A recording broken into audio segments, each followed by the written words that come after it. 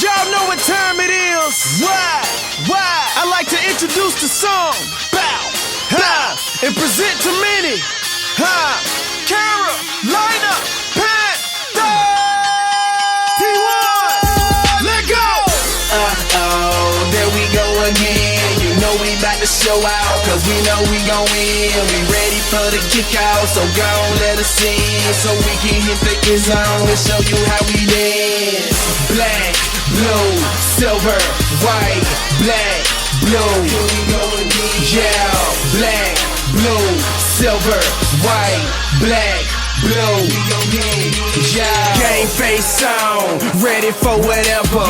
Rain, sleet, snow, go through any weather. We gon' play to win, as long as we together. We gon' take it out, cause ain't nobody better. Heart of a champ, mind of a winner. All we do is win, win, win, that's the anthem. Show up to your city and make a lot of noise, and they be like, who that? Yeah, we be going hard, and we be going strong. We known everywhere, cause we be putting on. Losing on condone that, point blank period. Shut the league down, cause it is that serious. There we go again. You know we bout to show out, cause we know we gon' win. We ready for the kickout, so go on, let us in, so we can hit the end zone and show you how we dance. Black, blue, silver, white, black, blue. Yeah, black, blue, silver, white, black, blue. We gon' get it, yo. Drafted and the PFAs that we signed right after, I thought everybody came in exactly what we had hoped they'd do. They really did. We're going to go through the process of trying to figure out which one of these undrafted free agents that we invited here for a workout are going to fit us. I mean, there's a number of guys that really caught our attention that we feel really good about, and we're going to discuss that, and we'll talk to Dave and go from there.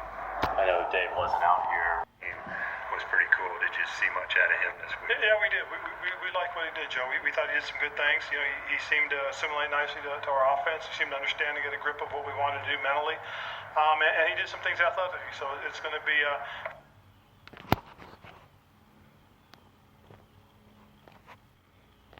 Later on today. Ron, you guys have been talking a lot this offseason about Arthur Miley and Cam Cox. Cox is obviously out here. What do you see out of him these 2 days? What can he be? Really like what we saw from Hakeem, and a lot of it goes back to what you guys all saw. Everybody saw last year during the preseason. He's explosive. He was quick off the ball. He's good hand usage. And the thing about him is, you know, he's a guy that just needs opportunities. I mean, you know, we were able to keep him on the practice squad. He did a nice job. He showed his growth for us.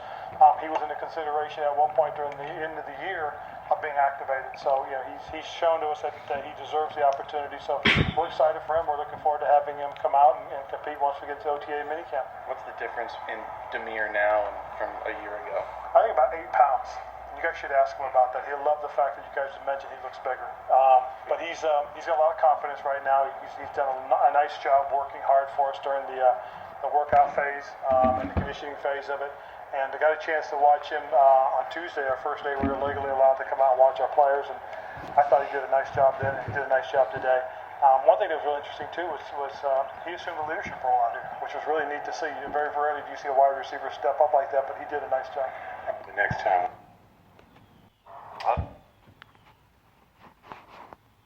You know, I had 2 days prior to coming out here, so that was the main thing for me, just make sure I stay in shape and be able to run around and do everything. What was it like to finally get in front of the coaches today and be with all the other guys that are trying to get on, trying to get a spot? Well, I was just trying to help wherever I could, and I just felt confident in myself, so make sure I go out here, know all my assignments, and make sure I don't get yelled at by my coach. Well, we obviously haven't seen you in practice, up until today. How do you approach practices? What's your kind of mentality on how you tackle that? Be willing to learn. Always look for advice from the coaches or other players that might know more than me, because this is my first year, so I'm trying to soak up all the knowledge I can. James, everybody's looking for the next Josh Norman, replacement for Josh Norman. Can you be that guy? Hopefully, but I'm just trying to help this team win, whatever that may be. Is that special teams, go out there and lock up the number one receiver, just play my role, pretty much. You got Norman's number, though, so you aware of that, and that added any more to it? When I picked the number, I was just picking a nice number. I've seen guys in the past like Champ Bailey, Darrell Revis, and of course I've seen Josh Norman playing it last year, but I just like the number. They didn't have 21, that was my college number, so I decided to go with 24. James, do you think too much is made of the whole small school stuff? I mean, do you feel like at the Combine and other places that you showed your worth? Definitely. I know, it's more small school players in the league now, so of course we can play. I feel like we proved that whether that's the Combine and the All-Star games or just coming out here and playing on Sundays. So I feel like we're just as good as the big school players. Do you think had you been in a bigger conference that you might have even been a first-round type of guy? I don't know. I don't think that's for me to say. That's just the opinion of the coaches and the scouts and stuff like that. What have the past few weeks been like for you since the draft?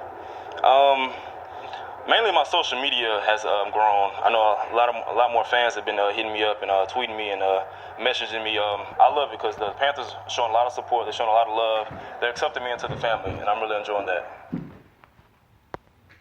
No, Coach will get after that. I already knew. How nice was it to finally get out on the practice field and put the jersey on and be out there with those players? I've been anxious, get out here on the field, put the jersey on. It felt good, got my teammates, work hard. It's a big deal. You're the type of guy, you played some high-level football. I know you want to come in and make a good first impression. Definitely. That's my main goal, just come in and learn the playbook, earn the coach's trust and earn my teammates' trust and be a guy that they can rely on to make plays. Have you had any contact with your fellow DBs? I mean, you guys as a trio are going to be joined at the hip whether you want it or not, getting drafted, in order in the Panthers draft. No, I haven't talked to them guys yet, but I've met both of them. I know, obviously, Darrell playing in the Big 12, and then I met James at the Combine, so I'm sure I'll be in and getting in touch with those guys today.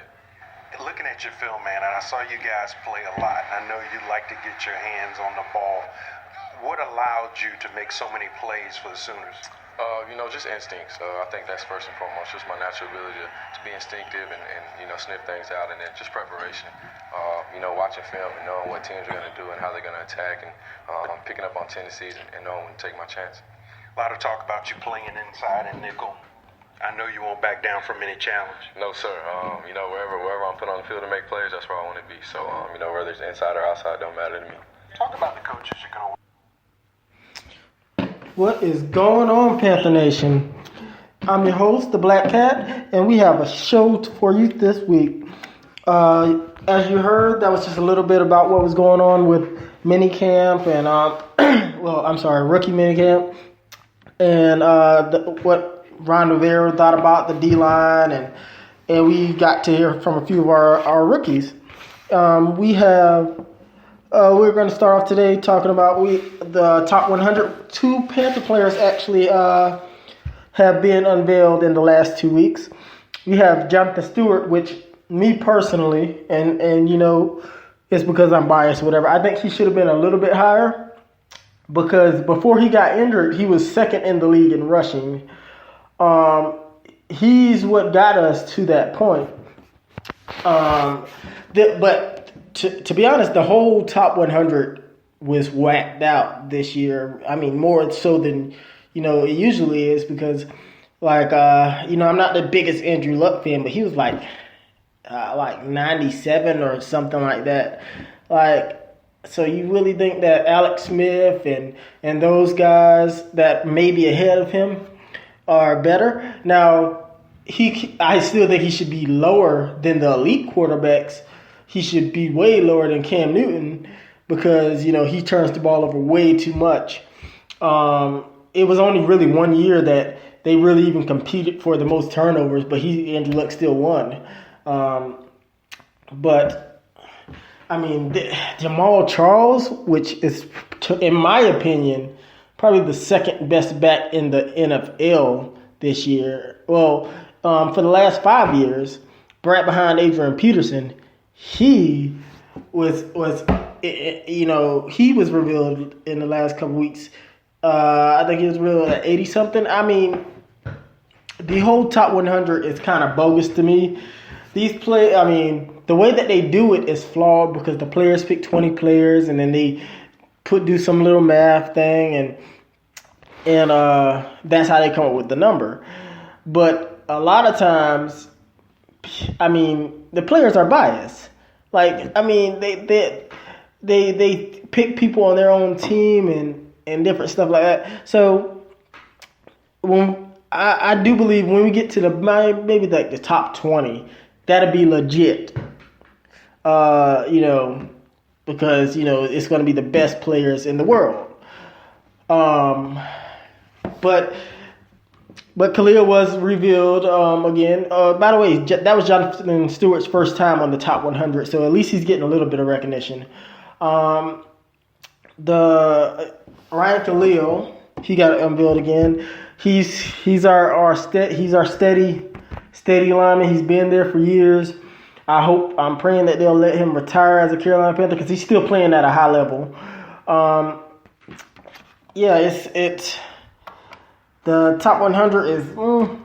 I haven't really paid too much attention to it, just because, like I said, I read about it and stuff if Carolina players get picked, but I don't pay too much attention to it until it gets down to the nitty gritty. We find out. Because I do think it's interesting for the top 20 or so. I might watch a little bit more than that, but I'm just so hey. Let's just jump right into the action. We have a huge show for you today. We got the wide receiver group I'm going to talk more in depth about that when we do our series on wide receivers, because today we're actually going to do the DBs today. But one wide receiver in particular, he's an undrafted rookie, Garrett. He came out with a bold statement last week when he said, and he quoted, that he was the best receiver in this draft. That's what he felt. And if you go back and look at it, it's hard to see why he wasn't drafted. He has really good hands. He's 6'3", 220 pounds. It's kind of difficult to see why he wasn't drafted. But I do think that this wide receiver core is actually starting to look pretty nice right now. Because if he makes the team, that might be another added weapon that we could use. But if you look at his stats, his stats were better than everyone in college last year. And I know you don't go based off of only stats or whatever, but he should have at least gotten drafted. Even if you draft him in the lower end, he should have gotten drafted. But for the failures of others and for the failures of Carolina, it's still Carolina's gain, because they get a steal. They had 24 other teams that were requested for Garrett's services. So that does tell you a little something, that he wasn't just a nobody. People noticed. It was I can't tell you why he didn't get drafted. But I do think if he gets an opportunity, he could make an impact. He can actually crack, in my opinion, he can crack the top 3 because it'll be because again he can maybe slide back until the number 4 receiver spot, because again it would be Kelvin, Funches, and Garrett, and all 3 of them are 6'3" or above. Kelvin is almost 6'6", so we would have the monsters of the midweight for real. Hate to steal a Chicago term, but yes, that would be excellent receiving core, and that I am actually pretty excited about the receiving core. But I'm going to stop talking about it because I really want to save that for when I do the series on the wide receiver core or group, and then the depth chart that I think that we'll have, but at the beginning of the season, it might have a few surprises. So just keep a lookout for that one. And And we also have another standout receiver. I know I'm trying to talk too much about receivers, but they have been doing a lot in rookie minicamp. And this one isn't necessarily a rookie. He was a rookie last year, but Bird, he runs a 4.28, 4.27. He's very, very fast. He's like a Ted Ginn with a little, and I do mean a little because he does drop a lot of them, better hands. But the good thing is that the coaches have been blown away with him this year, more so than last year. So it looks like he's been working out and everything. He's actually put on 8 more pounds of bulk and of muscle. That will help him, fight off getting jammed. Excuse me, and different things of that nature. But if he can make a contribution, like I said, he's very, very fast, and I do believe like our wide receiver core is going to be amazing next year, especially if Cam Newton can take that next step. I believe that Carolina is just getting started when we're talking about dominating teams. Last year was not an aberration, and I do believe that they're going to show that. So, the thing that Ron Rivera talked about, and the big topic of the offseason, more so than cornerback, was actually our defensive end position more so than our defensive line. But Ron Rivera seems very confident. I have no idea why, but he seems very, very confident. But I mean, they and this might be reaching, but I do believe Hakeem Cox, he has potential, because last year, I don't know why he wasn't brought up, because we needed pass rush help last year, but he has that burst and he has that motor. He might not have the best athleticism in the world. He might not have, the best skill set, but sometimes skills can't get you further than what your motivation can and what your motor can, because he just won't stop. You saw it in that preseason game last year when he had like 3 sacks and a bunch of quarterback hits and everything like that. I do believe that he'll end up taking the other starting spot. Now, I don't think he'll do it from day one, but I think once, maybe like week 6 or 7, they'll get him in there, and then and it'll be a nice 1-2 punch. I still think that they are going to need help at defensive end, but Ron Rivera just doesn't seem to agree with me, I guess, because we haven't drafted anybody on the defensive end. We haven't looked at free agents. Like I said a couple of weeks ago, this is the first time that I actually question, and that I'm starting to question Ron Rivera a little bit, which, like I said, that might bite me on the butt. So who knows? But speaking of questioning Ron Rivera, everybody knows how I felt about the drafting 3 defensive backs back to back without getting defensive end and everything like that. Well, apparently they must have impressed somebody, because Jared Boykin has actually been released. It happened a couple weeks ago. I just don't get it. You sign a guy to, yes, it was a team-friendly deal, $850,000, but that's still money that you just threw away, basically, because you cut him. Like, he would have been an absolutely I mean, if you watch his play, he is a heck of a nickel cornerback.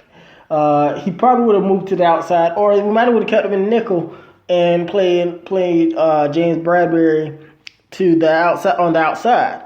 But I mean, you cut him, and now the only veteran like defensive back we actually have, like cornerback. Let's say cornerback. We actually have. We have Ben Wickery, McLean, one other one. He probably won't even make the team, but I mean, so really, that is our defensive back or cornerbacks right there, and a bunch of rookies.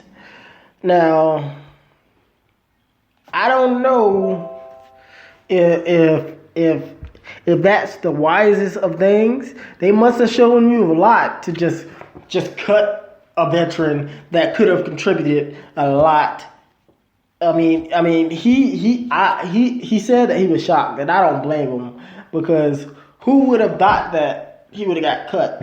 I mean, really, he got cut, and he didn't even step on the field for anything yet. So you don't even know how he looked. You don't know if he was out of shape. You don't know if he was in good shape. You don't know anything, because I mean, come on now. You just cut. So you sign him. You throw away $850,000, sign him. Don't see anything from him because you don't give him a chance to do anything, and cut him. And I'm more than questioning his decision making right now. It's like that he's giving everybody his butt to kiss, and he's saying that I'm smarter than you. Yes, you're smarter than me when it comes to football. I agree on that, but you can't do stuff like that and think that it's not going to affect the team. Unless this Bradbury and I told you I did like Sanchez and Wardley become all-stars or something like that. And I really think it is a jab at Josh Norman with a lot of the decision-making that he has done to be basically telling everybody that we don't need an elite cornerback. We can win without him, and we can make the cornerbacks we do have look better. Now, I just hope that's true, because if it's not, we are going to be in a world of trouble. Our defense is going to be in a world of trouble, even though we have an amazing linebacking core and a pretty good defensive line. We still need somebody to cover. I mean, that's my big issue. We still need somebody to cover. So hopefully, and I'm praying that that we get that the rookies can turn out to be at least average, and we can have average cornerbacks. Our defense can work with average cornerbacks. But yeah, like David Gettleman did it again. He shocked the world, but just because he could. Alrighty, now it's time for us to break down the DBs.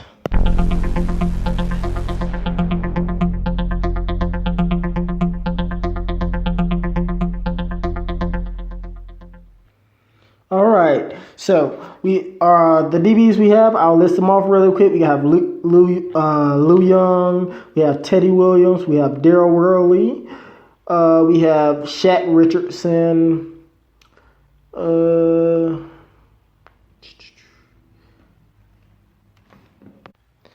James Bradbury, and Bené Benwickery. Those are our DBs. So this exercise will be probably short and sweet because there's not too much to say about this. Let's break it down. Benwickery, he's one that I can actually see because his ball skills. He doesn't have the athleticism that Josh Norman presents or the jumping ability and the height and everything. But I do believe that he has better ball skills than what Josh Norman had. So I think he would be the first man up to step in and accept that responsibility to take over the defensive backs, to take Josh Norman's spot, at least to try to at least. Other than that, like I said, James Bradbury, we'll see. He's a rookie. We don't know too much about him. He was from a small school, but he does seem very confident, which just about anybody will be confident. That's getting drafted by the NFL team, but he seems confident, worldly. I really haven't heard too much from him. He's been very quiet, so I hope that's not a bad thing. But I will say, if the rookies did not look great or good, at least, there would be no need to cut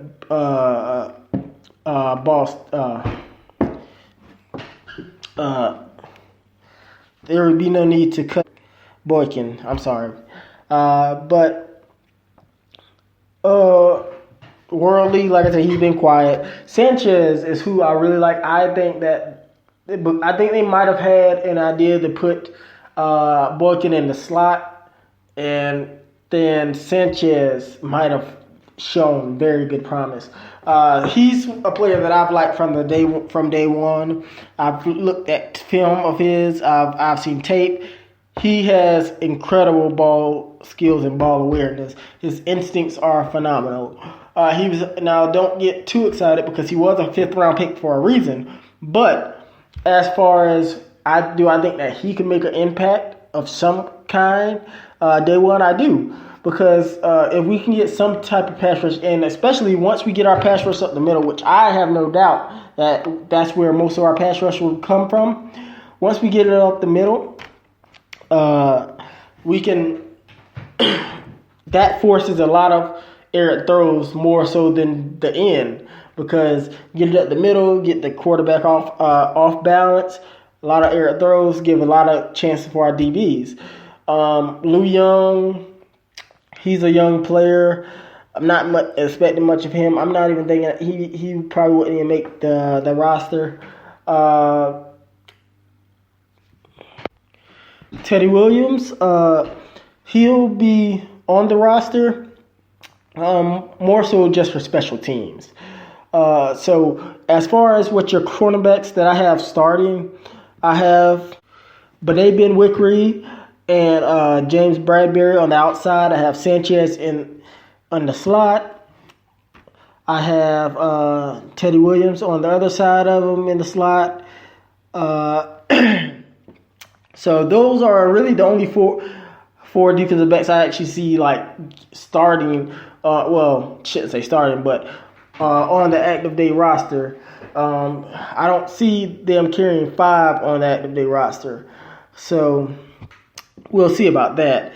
But they might have 5, but I don't see 5 worthy DBs here unless there is somebody that stands out and surprises us in training camp, which that could happen. Now let's just take a look at the safeties. They're pretty much set, I think, in their roles. But let's just take a glance at them anyway. All right, we have Trenton Richardson. We have Dean Marlowe.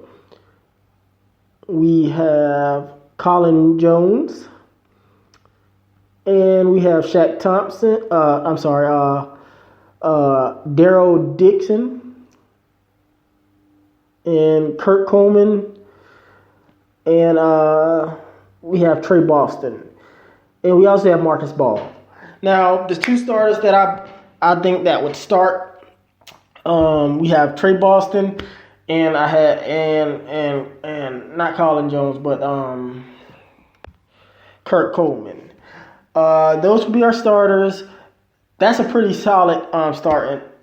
Trey Boston, I hope that he can be a little bit more consistent, but there's a reason that we didn't draft the safety, I think. So they more than likely have confidence that he can get it done. Kurt Coleman, he was second in the league in interceptions last year. I think that he has potential to have another great year, just like he had last year. There's no seeing why not. I mean, we didn't have pass rush last year either. So everybody else, Colin Jones, he's a very good special team player. He can play in that backup role. He can also play slot, so he'll be on the roster. And Teddy Williams, I listed him as a DB, but he can play safety or DB. So that's another reason why he would be able to make this roster because of his versatility. I don't really see too many others making it. They'll more than likely have to be fighting for that last spot for our special teams reasons. You know, Trenton Richardson, I'm not too much familiar with him. We had Merlot on our team a while back, so he'll probably fill that last spot. But it'll be just more in a special teams role. Anyway, Panthers fans, I hope y'all are enjoying. I'm like I said, I'm trying to do this for the fan because I am a fan. And the last thing I just want to say before I get out of here is, thankfully Kelvin Benjamin, he looks like he's doing well in his rehab. It looks like he's going to be ready for training camp. And so it looks like it might be, like I said, it's looking like a really solid wide receiving core. Thank God. We're praying for you, Kelvin. Hopefully that we can just put this behind us, and you'll have a very healthy career. Anyway, Panthers fans, like I was saying, I appreciate all that you do. Thank you for whoever that is out there supporting me. Please just give me feedback. You can hit me up. You can find me on Twitter at PantherNation28. You can look at my articles. I'll go in a little bit more depth of the DBs and I break down other positions as well. I'll go in a little bit more depth as the weeks progress. That you can read about. You can hit it up on, like I said, Panthers28, PantherNation28.com. That's also my Twitter, PantherNation28, at PantherNation28. You can hit me up, Brandon Herbert, on Facebook.